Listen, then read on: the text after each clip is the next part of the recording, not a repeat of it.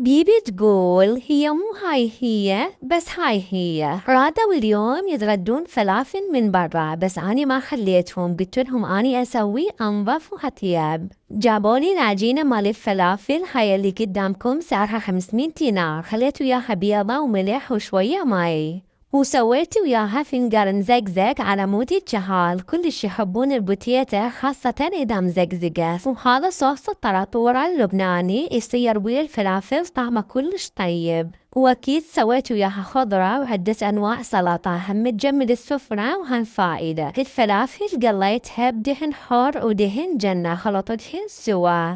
طبعا مستحيل اكو اي مطعم او اي كافيتريا يستخدم هاي الانواع من الزيوت ويستخدم هيك صحون نظيفة. بعض الفلافلايات خليت بيهن سمسم لان اني احبهن، بس اللي وياي ما يحبون السمسم، ما ادري ليش، فاكو قليتهن بلا سمسم. وبديت اسوي لفات، بعضهن سويتهن بالطراطورة اللبناني وبعدهن سويتهن بالصوص العراقي. وأني بالنسبة إلي جبت لي خبز سعير سويت بيه لفة إلي، لأن الخبز الأبيض يسمن ويأذن، بس اسمه قرمشة.